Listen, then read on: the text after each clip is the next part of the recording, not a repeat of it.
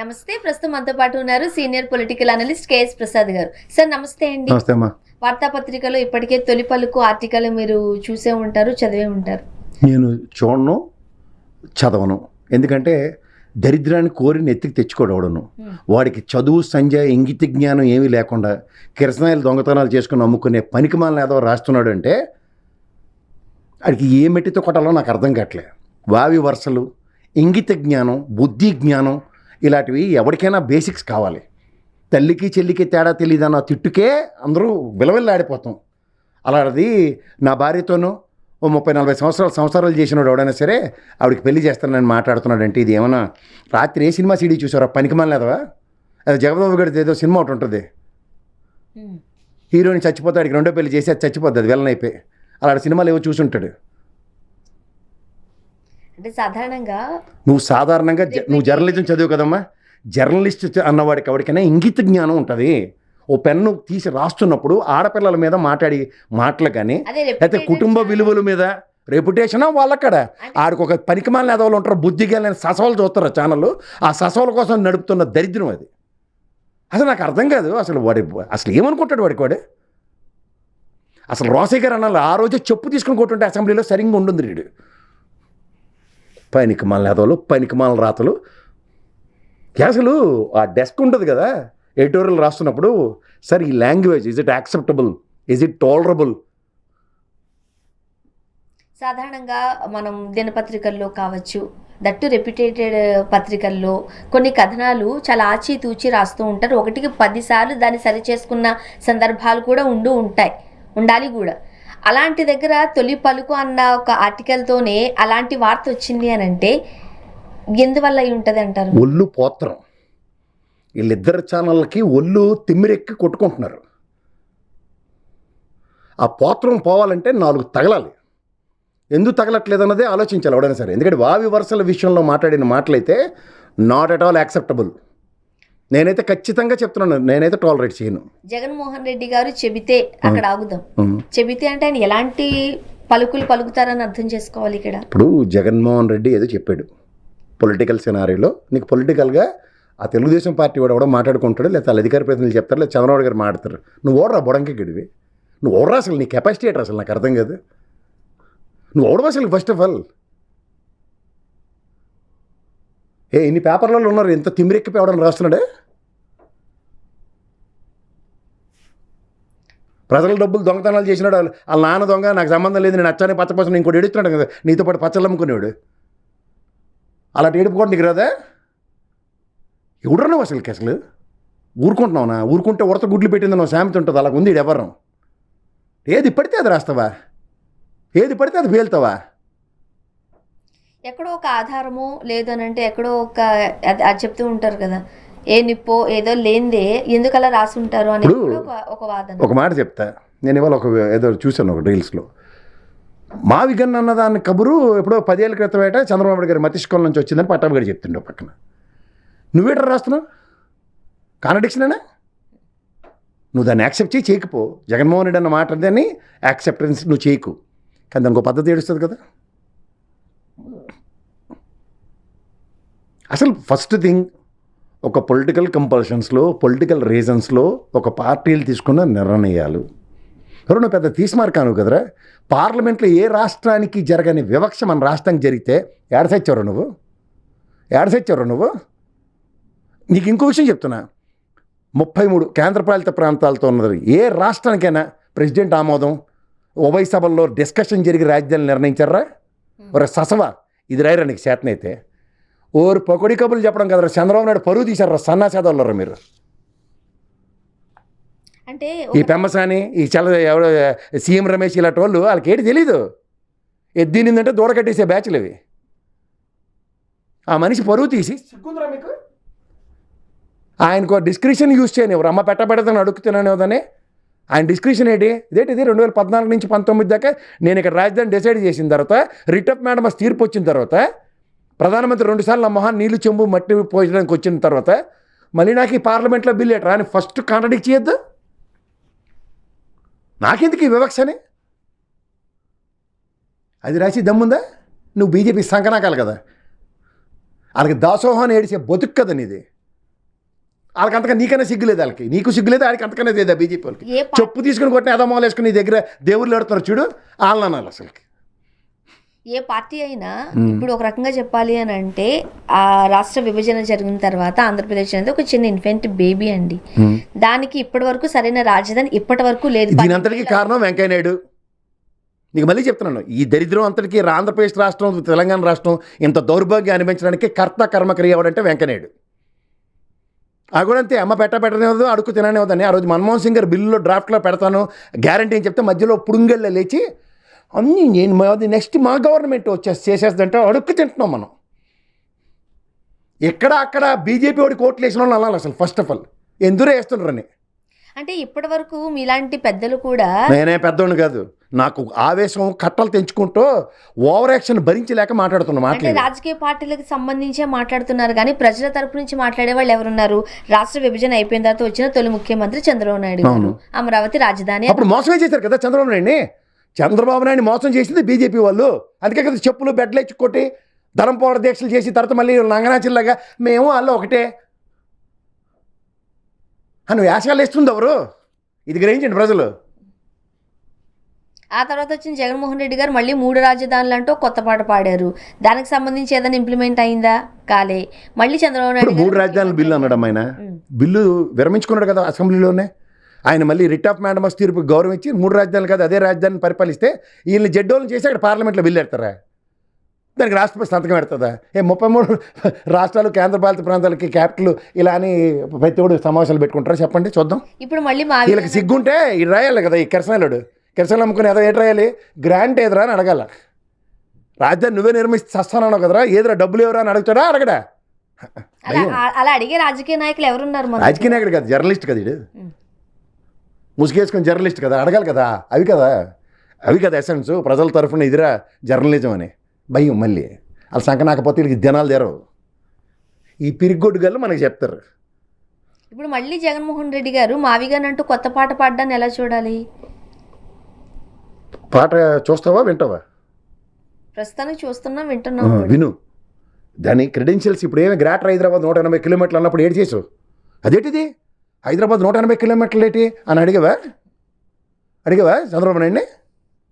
అలాగే జగన్మోహన్ రెడ్డి 120 కిలోమీటర్ల రేడియస్ మాడుతుంటే విను. దాని సాధక బాధకాలు ఎక్స్ప్లోర్ చేయి. నువ్వు ప్రజా రాజధాని అని పేరెట్టేసావు కదా.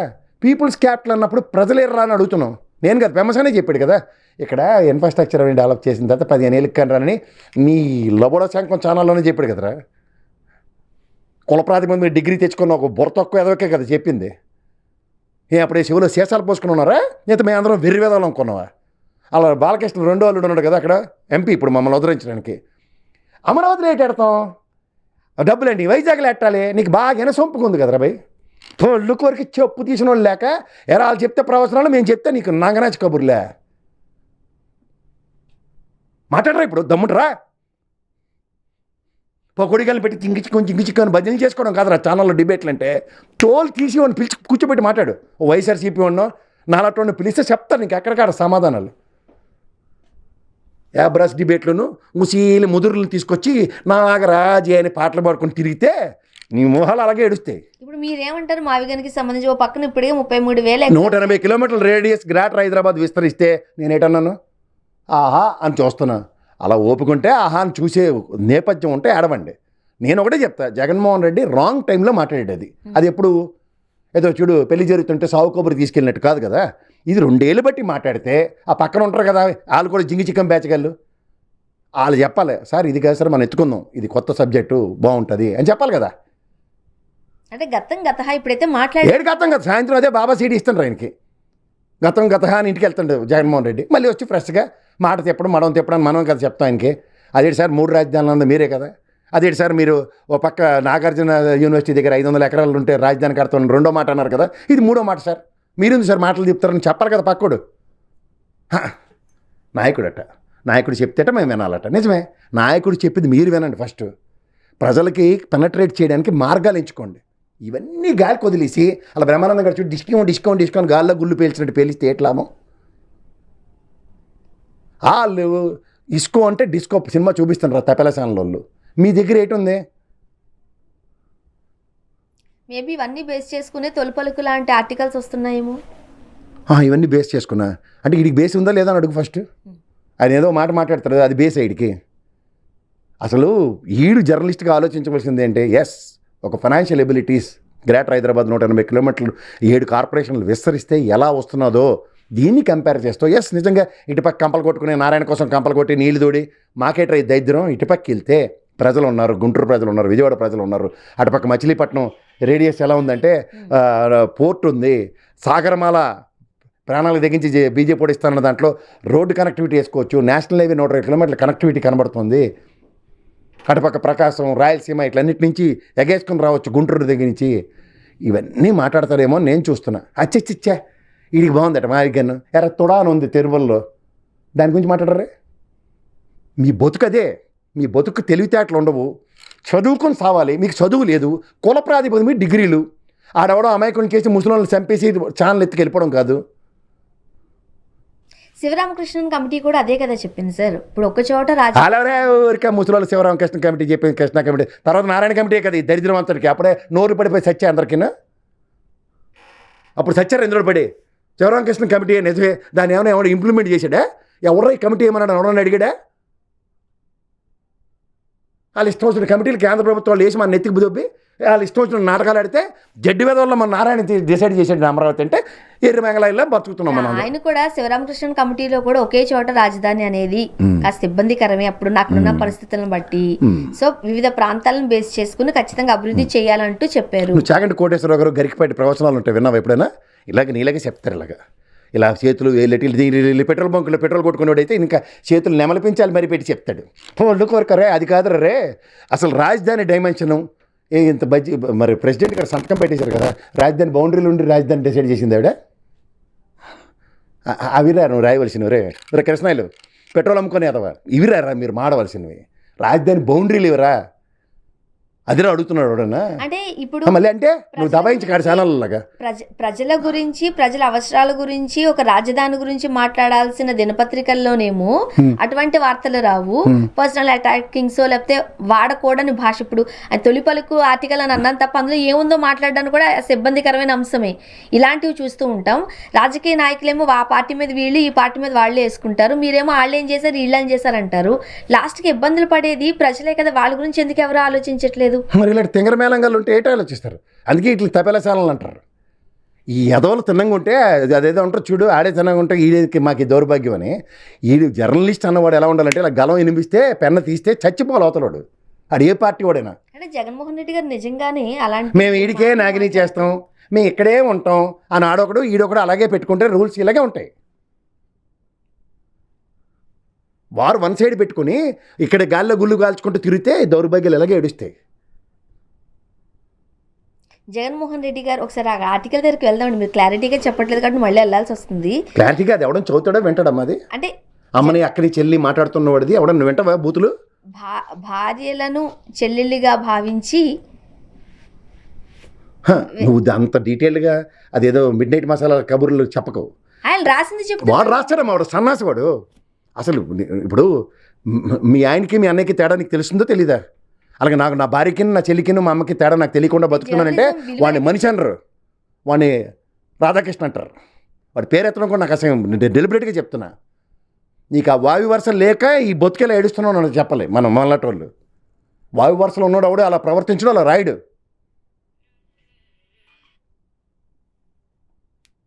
జర్నలిజం విలువలు ఎక్కడికి వెళ్ళిపోయాయి? రాజకీయ నాయకుల నుంచి వీళ్ళలాంటి వాళ్ళ వలన మంట కలిసిపోయామా. నిజమైన జర్నలిస్టులని వేళ్ల మీద లెక్కట్టే పరిస్థితి తీసుకొచ్చారు. ఆ విలువలు ఆ విశ్వసనీయతని తృణప్రాయంగా గాలికి వదిలేసి వీడు ఒక పార్టీకి చెంచాగిరి చేసుకుంటూ వీడి బిల్డింగ్లు కట్టుకోవడానికి, వీడి అవసరాలు తీర్చుకోవడానికి, వీడి పవర్ ప్రాజెక్టులు కాపాడుకోవడానికి ఇలాంటి నాగిని వేషాలు వేస్తూ ప్రాపకం కోసం ఏడ్చి బుర్రతొక్కు బ్యాచ్ అంటారు. అంటే రాజకీయంగా ప్రత్యర్థులు ఉంటారు, మాట్లాడాలి కూడా, వాళ్ళు చెప్పే సిద్ధాంతాలు రాజకీయంగా రాజకీయ నాయకులు మాట్లాడతారు, యాక్సెప్ట్ చేస్తాం. కానీ వీడెవడు అలాంటి మాటలు మాట్లాడతారా? అది తప్పు. నా పాయింట్ అది. ఇప్పుడు ఉదాహరణకి జగన్మోహన్ రెడ్డి గారు అసెంబ్లీలో ఏదో మాడారని చంద్రబాబు నాయుడు గారు బాధపడ్డారు, అటాక్ చేశారు. వాళ్ళు పార్టీల పరంగా అటాక్ చేసుకున్నారు, మధ్య నోడరా. ఇప్పుడు జగన్మోహన్ రెడ్డి గారి ఫ్యామిలీని మాట్లాడినప్పుడు భార్య పిల్లల్ని ఎందుకు లావుతున్నావు ఆయన మాట్లాడుతున్నాడు. అది వాళ్ళు మాడుకుంటున్నారు. నువ్వేం చేయాలి దాన్ని? సంయమనం పాటించండి రాజకీయ నాయకులు.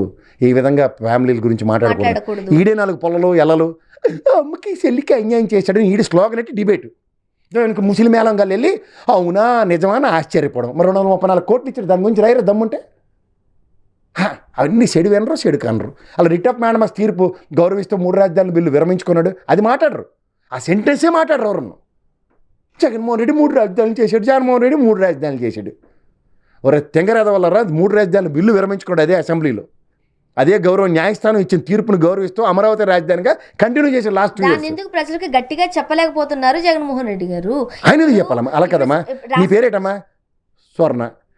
నీ పేరేటమ్మా అని రోజు నేను అడుగుతున్నాను అనుకో డిబేట్లో, స్వర్ణ వెల్కమ్ సిహాసాన్లో ఏదో చెప్పి నువ్వు నాకు గ్రీటింగ్ చెప్తావు. నేను డిబేట్ మాడకుండా నీ పేరేటమ్మా అని అడిగితే ఎవడని చెప్తాడా? సార్ ప్రస్తుత రాజకీయ పరిస్థితి, మళ్ళీ ప్రస్తుత రాజకీయ పరిస్థితి పనికి మాల ఏదో అలా తయారు చేశారు, చెప్పు. చేసేసారు కదా ఆల్రెడీ. రాజకీయ పరిస్థితులు ఏంటి? ఎంత చేసామంటే ఎంత చెప్పుకోవాల్సిన పరిస్థితి ఉంటే తప్ప ప్రజల్లోకి వెళ్ళలేదు స్థితిగతులు. ఇప్పుడు ఫస్ట్ థింగ్ నేను చెప్తున్నా, ఇది రాంగ్ టైమింగ్లో జగన్మోహన్ రెడ్డి ఎత్తుకున్న గలం.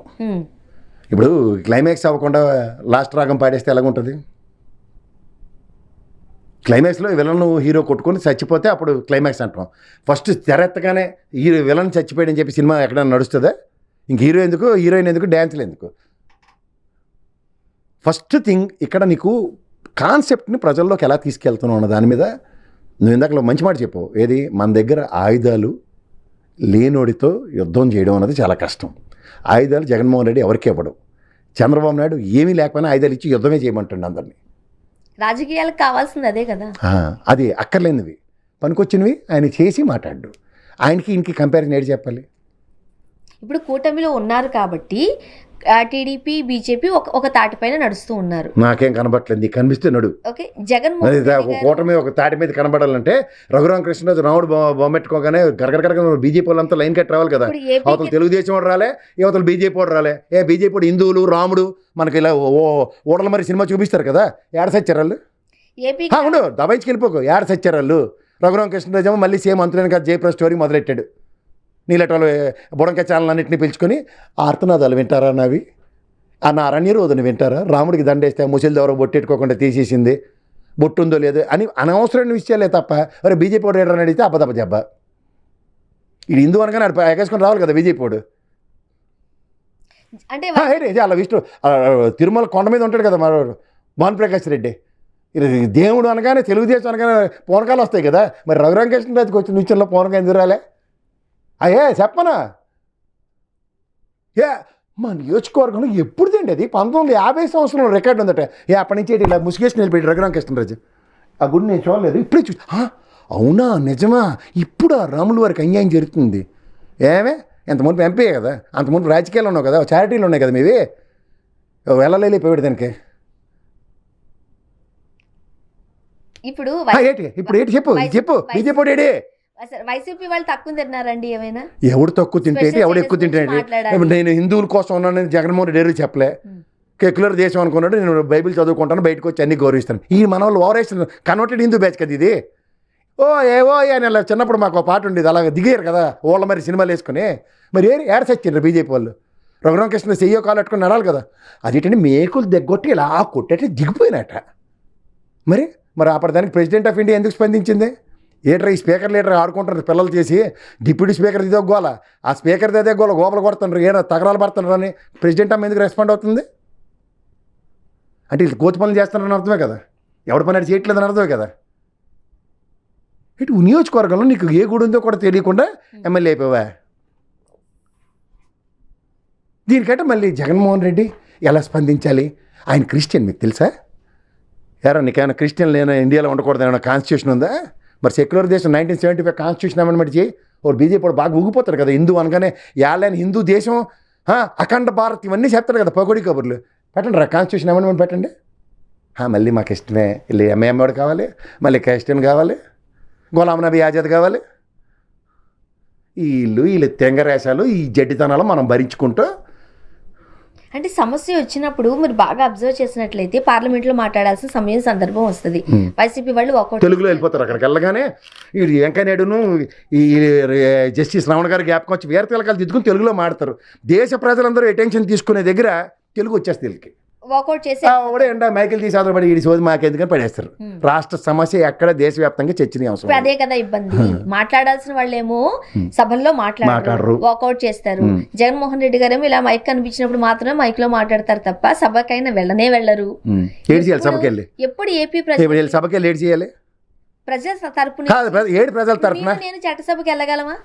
వెళ్ళగలం అంటే నిలబడు, గెలిస్తే వెళ్తారు కదా. గెలిచిన వాళ్ళు గెలిచారు కాబట్టి నేను చట్టసభకి వెళ్ళాలంటే ఏడు చేయడానికి వెళ్ళాలి అక్కడికి. ఆయన అడుగుతుంది, నువ్వు మళ్ళీ జాగ్రత్తగా విను, నువ్వు ఆ తపేలా ఛానల్ చూసి ప్రభావితం అవ్వకమ్మా. నీకు మళ్ళీ చెప్తున్నాను, ప్రజల తరఫున ఆయన మాడాలంటే ఆ పొజిషన్ స్టేటస్ ఇవ్వాలి ఆయనకి, అప్పుడు మాడతాడు. ఇండివిజువల్ ఎమ్మెల్యేలు వెళ్ళి ఆ నియోజకవర్గ సమస్యలు తప్ప ఇంకేటి చెప్పుకోలేరు. ఇండివిజువల్ ఎమ్మెల్యే కెపాసిటీ గురించి ఆయన వర్క్ చేయట్లేదు. నువ్వు అన్నట్టు రాష్ట్ర ప్రజల సమస్యల్ని నిలువెత్తుగా నిలబెట్టి మాట్లాడాలంటే ఆయనకు అపోజిషన్ స్టేటస్ ఇవ్వాలి. వీళ్ళు 11 వచ్చే కాటి ఇవ్వం, అల్లప్పుడు నలుగురు లాగించుకుంటే నీకు అపోజిషన్ పోతుందన్నమాట. రాజ్యాంగంలో శాసనమా, అసెంబ్లీ రూల్ బుక్లు, కాన్స్టిట్యూషన్లో ఏం చెప్పిందో, వాట్ ఈజ్ అపోజిషన్ ఏ చదవరాళ్ళు. ఇప్పుడు ఇంకొక విషయం మనం మాట్లాడాలి సార్. ఏదైనా సరే రాష్ట్రానికి సంబంధించి ఆ రాష్ట్ర రాజధాని ఎక్కడుండాలి అనేది నిర్దేశించుకోవాల్సింది, డిసైడ్ కావాల్సింది ఆ రాష్ట్రమే. అవును, మరి వీళ్ళు ఎందుకు ఓవరాక్షన్ దగ్గర? మరి లాస్ట్ టైం ఎఫిడవిట్ ఇచ్చినప్పుడు ఏమని ఇచ్చారు? That is the description of respect to state అని చెప్పారు. మరి ఇప్పుడు ఎందుకు తగుదనమా అని పార్లమెంట్లో బిల్ పెట్టారు? హైకోర్టుకి, సుప్రీంకోర్టుకి బీజేపీ వాడు ప్రభుత్వం ఎన్డీఏ కూటమి ఇచ్చిన ఎఫిడవిట్ ఏమని మాకు సంబంధం ఉండదు, రాష్ట్ర ప్రభుత్వం డిసైడ్ చేసుకోవాలి. మరి ఇప్పుడు తీర్మానాలు ఎందుకు చేశారు? శాశ్వత రాజధాని ఎందుకు ఓవరాక్షన్ చేశారు? ఇంకా గవర్నమెంట్ వస్తే మార్చుకోవచ్చు కూడా కదా. ఎందుకు మార్చాలి, ఎందుకు మార్చకూడదు? ఇది మాడమని ఉండనా? అవన్నీ నాకు వద్దు. 34,000 ఎకరాలు ఇచ్చిన రైతులకి ప్లాట్లు ఎందుకు ఎవరు? ఇలాంటి హెల్దీ గురించి చర్చించాల్సిన నేతలు, మీలాంటి జర్నలిస్టులు కావచ్చు, పొలిటికల్ అనలిస్టులు కావచ్చు, వీటి గురించి ఎవరో డిస్కస్ చేయట్లేదు. ఎందుకు మేము చేస్తూనే ఉన్నాం కదా, నేను కంటిన్యూస్గా చేస్తూనే ఉన్నా. అమరావతి శాశ్వత రాజధాని అని కేంద్ర ప్రభుత్వం అన్ని రాష్ట్రాలకి ఏం చేసింది, ఆ పని చేయమని నేను మొదటి నుంచి మొత్తుకుంటున్నాను నేనే. అది చేయరట. ఇప్పుడు పిలిచి దా అమ్మ చిన్నపిల్లలు చూడు నీకు చాక్లెట్ ఇస్తాను అనగానే అక్కడ పెమ్మసాని తెలుగులో జగన్మోహన్ రెడ్డి అదే స్టోరీ. మీకు అందరికీ అర్థమయ్యే భాషలో చెప్పాలంటే అలా పురంధేశ్వరం ఉంటుంది. ఆవిడైతే ఖచ్చితంగా ఈనాడు ఆంధ్రజ్యోతి పైనుంచి కింద దాకా 2 నారాయణ కోచింగ్ సెంటర్లో చెప్పాడు చదువుకుని వెళ్ళిపోయి అందులో ఏటి రాస్తే అదే చెప్తుంది ఆవిడ. బీజేపీ అధ్యక్షులుగా ఉన్నప్పుడు కూడా అదే పని, మొన్న పార్లమెంట్లో కూడా అదే పని. అంతేకాని అలా అప్పుడు నువ్వే కదమ్మా మంత్రి పదవి వెలగబెట్టి రాష్ట్రాన్ని సీల్స్ సెండాడీసు ప్రత్యేక హోదా ఏదంటే నేను మర్చిపోనాను, నాకేటి వినబడుకుంటుంది. ఇప్పుడు జగన్మోహన్ రెడ్డి అన్యాయం చేసాడు మీకు తెలుసా? కోళ్ళు కోరిక అడిగిన వాళ్ళు లేక వీళ్ళకి. సరే మరి జగన్మోహన్ రెడ్డి గారు ఏం చేస్తున్నాడు? మొదటి రోజే ఇలా ప్లగడ్ పెట్టుకుని రాష్ట్రాన్ని విభజించొద్దని చెప్పాడు. అప్పుడు ఒక్కడే ఏటైంది? మాట్లాడాల్సిన వైసీపీ వాళ్ళు ఎందుకు వాకౌట్ చేస్తున్నారు? ఏటి మాడాలి? రాష్ట్రానికి ముఖ్యమంత్రికి అవమానం జరుగుతుంటే వాళ్ళకి బుద్ధి ఉంది కాబట్టి పోయారు. వీళ్ళు తెంగరోళ్ళు కాబట్టి నిలబెట్టి అవమానం చేశారు చంద్రబాబు నాయుడు గారికి. 45 ఏళ్ళ అపార అనుభవం ఉన్నోడికి రాష్ట్ర రాజధాని ఆయన డిసైడ్ చేసుకుంటే మాకు భయం వేస్తుంది సార్, మీరు తోడు రావాలంటే. మరి ఈయన చంద్రబాబు నాయుడు గారు అనే వ్యక్తి నరేంద్ర మోడీ కన్నా పెద్దోడు. రాజకీయాలు ఏదైనా రాష్ట్రానికి అవమానం. బీజేపీ వాడు పాత కక్షలు చంద్రబాబు గారి మీద తీసుకుంటే ఎర్రి సన్నాసుల్లా పెమ్మసాని ఆ సీఎం రమేష్కి అయితే అప్పుడు మేము వద్దంటుంటే బీజేపీ నుంచి చెడిపోయామన్న పాత కక్ష. జగన్మోహన్ రెడ్డి గారు కూడా గట్టిగా మాట్లాడకుండా ఉండడం వల్ల, వైసీపీ వాళ్ళు వాకౌట్ చేయడం వల్ల ఇండైరెక్ట్ గా బీజేపీకి సపోర్ట్ చేస్తున్నారేమో అని మరి కొంతమంది అభిప్రాయం. వాళ్ళకెందుకు సపోర్ట్ చేయాలి? దేశం అంతా సపోర్ట్ చేసింది కదా అమరావతికి ఇచ్చుకోండి. వాళ్ళకని వీడు పొద్దు నుంచి తప్పిడుగులు కొట్టు మాకు రాజధాని లేదంటే స్పెషల్ స్టేటస్ గురించి ఎవరు అసలు అలాంటిది ఒకటి ఉందని ప్రజలు గుర్తుంది అనుకుంటున్నారా? మాణిక్యం ఠాకూర్ ఇక్కడ ఎలగబెట్టి పోయాడు కదా కేరళ నుంచి, మాట్లాడాడు కదా స్పెషల్ స్టేటస్ సెట్ చేశారు. ఇస్తే ఇవ్వండమ్మా, మాకే అభ్యంతరం లేదు. సేమ్ అప్పుడు వెంకయ్య లొంగి కట్టుకుని ఇలాంటి పకోడి కబుర్లు చెప్పాడు. వాళ్ళ మాణిక్యం ఠాకూర్ కూడా. వీళ్ళిద్దరూ కేంద్ర ప్రభుత్వంలో ఉన్న 2 ప్రాంత నేషనల్ పార్టీలు రాష్ట్ర ద్రోహులు. ఇది గ్రహించుకోకపోతే జడ్డితనం, అంతకని ఇంకేట్లేదు. Thank you so much sir, మీ అభిప్రాయాలు పంచుకున్నారు. Thank you.